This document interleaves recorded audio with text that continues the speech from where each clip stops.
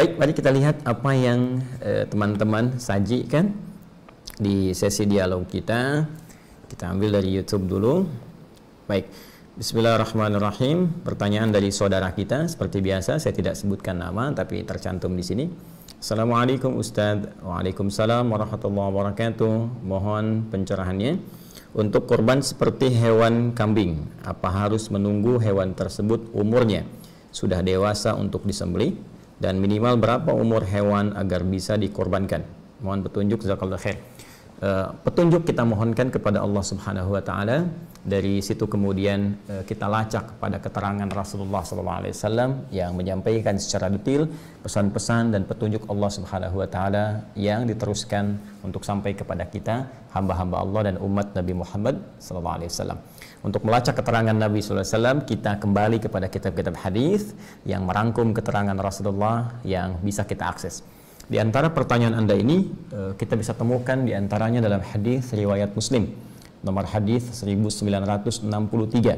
Ya, riwayatnya bersumber dari sahabat Jabir radhiyallahu taala anhu, anin Nabi sallallahu alaihi wasallam, dari Nabi sallallahu alaihi wasallam qala, beliau bersabda, la tadhbahu illa musinnatan. Janganlah kalian menyembelih hewan, ya. Ini dalam konteks yang khusus untuk berkurban. Ya, illa musinnatan, kecuali hewan itu sudah cukup umurnya, ya, cukup usianya. Baik, jadi ini keterangan yang pertama yang bersumber dari Nabi SAW. Teruskan, illa an ya'sura alaikum, kecuali jika engkau memang benar-benar sulit tidak menemukan hewan dengan umur yang telah ditetapkan ini, maka fatadhbahu jaza'atan minad dha'ni, maka silahkan Anda sembelih hewan yang di bawah umur yang telah ditetapkan ini. Kalau kambing muda, kan, domba muda, demikian sapi atau unta, ya, dengan kondisi yang kasuistis tertentu saja. Baik, sekarang pertanyaannya, berapa batasan umur yang ditetapkan ini? Kita lacak kemudian keterangan para ulama, khususnya para ulama-ulama yang menjadi rujukan, ya, bintang di dalam kajian-kajian fiqih yang menelaah dengan sangat teliti keterangan Nabi Sallallahu Alaihi Wasallam. Menurut para ulama, ini dibagi ke dalam 3 bagian. Jadi ada hewan jenis kambing dan domba, ada hewan seperti sapi dan kerbau, ada hewan unta.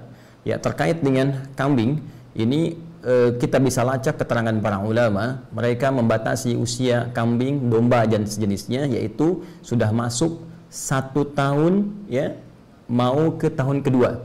Jadi usia setahun masuk ke tahun kedua. Jadi paling minimal setahun lah, ya, setahun, kemudian dia akan masuk tahun kedua. Ini batas untuk hewan kambing dan domba. Ya, memang ada dari fikih Hanafi dan Hambali yang mengkhususkan untuk domba itu boleh usia 6 sampai 7 bulan.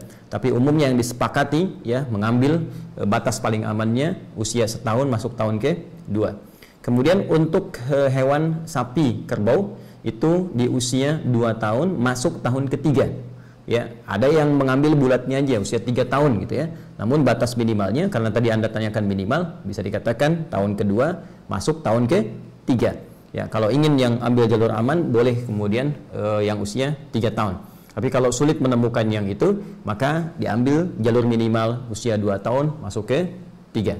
Sedangkan untuk hewan unta, nah ini mungkin di kita, khususnya di wilayah Indonesia sekitarannya atau tropis pada umumnya, tidak biasa berkorban unta. Mungkin ini kebanyakan di Timur Tengah, atau hewan-hewan yang kemudian bisa tumbuh berkembang di iklim yang serupa dengan itu. Maka batasan unta disepakati 5 tahun. Ya, jadi kalau kita ambil 1 masuk tahun kedua, 2 masuk tahun ketiga, kemudian yang terakhir unta 5 tahun. Ingat ya, kambing, ya, usia setahun masuk tahun kedua, kerbau atau sapi usia 2 tahun masuk tahun ke-3, atau kalau mau ambil bulat 3 tahun, kemudian unta usia 5 tahun.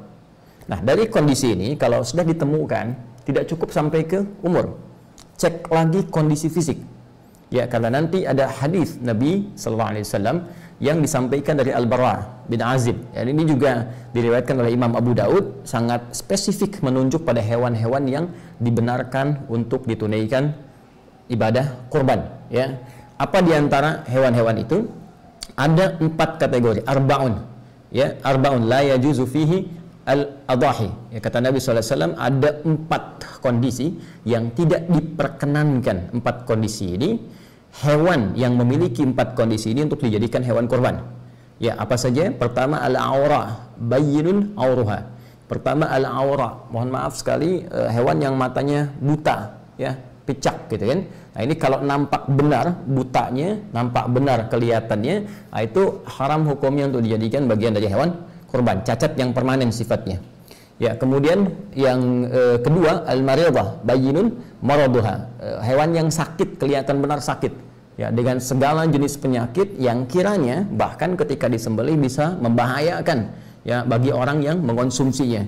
Ya, kita bisa lihat kadang-kadang, mohon maaf ya, ketika dicek oleh bagian dinas kesehatan misalnya untuk hewan, ternyata ada bagian hewan kurban yang mohon maaf sekali tumbuh belatung ya, ketika dibuka itu kemudian dicek ternyata sakit, ada yang flu hewan dan sebagainya.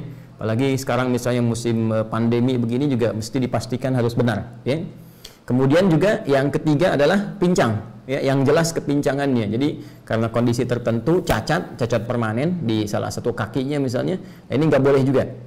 Ya. Kemudian yang keempat, ini yang tidak kalah penting, kurus, ya, terlampau kurus. Jadi hewan yang la tanqa, al-kasir alladzi la tanqa, hewan yang terlampau kurus yang nggak ada dagingnya. Ya, hati-hati, ini sangat sensitif sekali masalah ini, karena kurban pertama yang diperintahkan oleh Allah kepada 2 anak Nabi Adam alaihi assalam, ya, itu terkait dengan spesifikasi yang dimaksudkan. Nanti ada di Quran surah ke-5 ya, Al-Maidah ayat ke-27. Watlu alaihim naba abnai Adam bil haqq ya idh qarraba qurbanan fatuqabbala min ahadihima wa lam yutaqabbal min al-akhar. Watlu alaihim naba abnai Adam bil haqq. Ya Muhammad sallallahu alaihi wasallam, coba bacakan, pahamkan, ya, sampaikan kepada umatmu supaya mereka memahami, mengerti tentang kaidah kurban yang pertama kali diperintahkan pada 2 anak Adam alaihissalam. Kisahkan kisah kedua anak ini dengan kisah yang sesungguhnya, sebenar-benarnya. Ya, kenapa ada kalimat bil haqq itu ya? Karena memang banyak versi Israiliyat yang menceritakan kisah pengorbanan ini dengan kisah-kisah yang terlampau jauh dari kebenaran. Karena itu diminta Rasulullah SAW untuk meluruskan kembali sehingga kisahnya bisa benar. Di antara yang paling penting pada kisah ini adalah idh qarraba qurbana, ketika keduanya diperintahkan oleh Allah untuk menghadirkan kurban demi menyampaikan hasil putusan, ya, dari keinginan keduanya untuk bisa menikahi salah satu pasangan yang diperselisihkan. Ya, telah ditetapkan yang satu secara silang, kan? A kemudian ke C, B kemudian ke D, tapi ternyata yang A menginginkan pasangan yang berbeda, sehingga di situ dimintakan oleh Allah Subhanahu wa taala, ayo berikhtiar kalau begitu. Ya, nanti yang paling serius, yang paling benar, yang paling bagus takwanya, dia bisa mendapatkan apa yang dia inginkan. Ikhtiarnya dengan apa? Kurban. Nah, karena itu kurban ini teman-teman sekalian menjadi sebuah wasilah untuk berikhtiar supaya kita mendekat kepada Allah, yang dengan pendekatan itu, ini salah satu hikmahnya, kita bisa bermohon, dan permohonan kita itu akan terjadi percepatan dalam pengabulannya. Ya, kalau saya sedikit lompat sebentar, ya, kurban itu salah satu wasilah takwa. Ya, salah satu wasilah takwa. Karena nanti di ayat lain di Quran surah ke-22 Al-Hajj, ketika Allah berfirman, la yanalallaha luhumuha wala dima'uha walakin yanaluhu taqwa minkum. Ya, yang sampai kepada Allah bukan darahnya, bukan dagingnya dari kurban itu, tetapi ketakwaan Anda. Ya, takwa itu menunjuk pada kesungguhannya, keseriusannya. Nah, jadi nanti yang dilihat dari 2 anak cucu Adam ini, ya, jadi bukan sekedar apa yang dikorbankan, tapi keseriusan yang menjadi gambaran dari nilai takwa yang tersemai di dalam jiwa. Nah, apa yang nampak itu? Fatuqabbala min ahadihima wa lam yutaqabbal min al-akhar. Maka dari ciri takwa ini kelihatan, satu kata Allah diterima, yang benar-benar menghadirkan nilai takwa ketika berkorban, yang satu lagi ditolak. Ketika ditelusuri kemudian kisahnya, ternyata yang diterima ini, Masya Allah, dia punya hewan ternak. Kemudian dari sekian hewan ternak itu ada di antara hewan yang sangat dia sayangi, berikan perhatian, jadi gemuk, yang paling bagus, ya, dagingnya paling bagus, yang paling gemuk, yang paling bersih. Nah, itu yang dia pilih untuk dikorbankan. Ya, itu yang dia ajukan. Sementara yang satu lagi, dia punya perkebunan. Dari hasil kebunnya itu, ternyata dia berpikirnya begini, ya, seperti kelihatan logis, padahal dalam nalar syariat ini tidak masuk. Ya, seperti kelihatan logis dalam akal pikiran, padahal dalam nalar syariat ini tidak masuk. Jadi dia berprinsip begini, sudahlah, ini kan yang bagus-bagus dari hasil kebun, saya aja yang makan.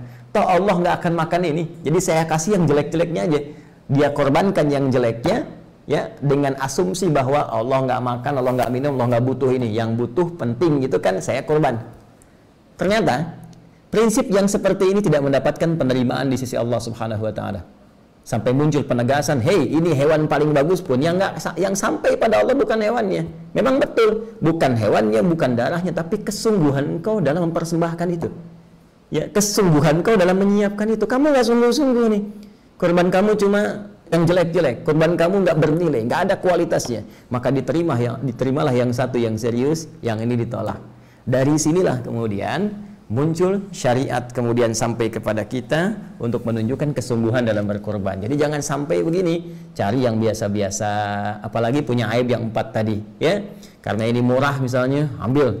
Ini yang pincang aja, harganya diskon 50%. Nah, itu nggak bisa. Ya, maka orang-orang yang berkorban dari hasil-hasil yang tidak baik, maka sudah pasti tidak akan mendapatkan penerimaan dan tempat di sisi Allah Subhanahu wa taala. Termasuk dikiaskan kepada harta yang dibelanjakan untuk korbannya. Ini juga menjadi penting. Ya, awas, hati-hati, uang hasil korupsi nggak boleh pakai kurban. Ya, uang hasil rampokan, uang hasil pencurian, hasil riba, hati-hati. Ya, nah, jadi ambil yang paling halal yang bisa Anda persembahkan untuk kurban itu. Itu yang akan dilihat oleh Allah Subhanahu wa taala. Jika itu terjadi, nabung, masya Allah, ya. Bahkan ada yang mencoba berpindah dari kegiatan yang nggak bagus kepada yang bagus. Ya, misal biasa merokok, mohon maaf ya, tiba-tiba dia pengen beralih, uang itu dia tabung tuh, tabung, terus beli hewan kurban. Wah, itu luar biasa tuh. Ya, itu luar biasa. Nah, apalagi dari Anda nabung yang paling halal, paling baik, ya, alih-alih beli dunia, Anda belikan hewan kurban. Kemudian di situ, ketika disembelih, Anda berdoa. Masih ingat tadi? Yang dilihat takwanya. Ketika takwa itu muncul, perhatikan Quran surah kelima Al-Maidah ayat 35. Ya ayyuhalladzina amanu ittaqullah wabtaghu ilaihil wasilah. Hei orang-orang beriman, tingkatkan takwamu kepada Allah dan jadikan peningkatan takwa itu sebagai wasilah untuk mencari apa-apa yang engkau ingin harapkan. Jadi ketika itu sudah selesai kurban, langsung berdoa. Minta sama Allah. Barangkali dari sekian hal yang belum Anda dapatkan itu, inilah momentumnya untuk mempercepat pengabulan doa yang Anda lama telah ingin sampaikan. Nah, jadi itu dari segi umur, kemudian dari segi fisik. Dan untuk fisik saya sempurnakan dulu. Jadi ada yang dibenarkan, boleh. Itu yang sempurna, hilang dari cacat, bagus, dan sejenisnya. Kemudian yang kedua yang makruh. Ya, ada yang hewan-hewan yang dimakruhkan seperti cacat-cacat ringan. Di tanduknya misalnya ada goresan, kan? Misal ada kakinya lecet yang bukan permanen tapi terlihat misalnya ada cacat, ya, walaupun sedikit itu makruh. Sementara yang haram tadi yang 4, yang jelas butanya, jelas sakitnya, kemudian jelas pincangnya, permanen, kemudian kurus, tidak berdaging. Nah, untuk itu sekarang persoalannya, anggarannya ada berapa? Bikin kalau ingin berkurban. Dari anggaran yang ada, cari hewan yang paling bagus dengan anggaran itu. Saya punya 2,5 juta Ustaz. Baik, berangkat. Cari 2,5 juta yang paling bagus. Ya, di kualifikasi itu. Demikian seterusnya.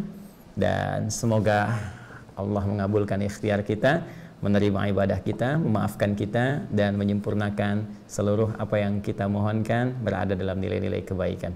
Adi Hidayat, subhanakallahumma wa bihamdika, asyhadu an la ilaha illa anta astaghfiruka wa atubu ilaik. Assalamualaikum warahmatullahi wabarakatuh.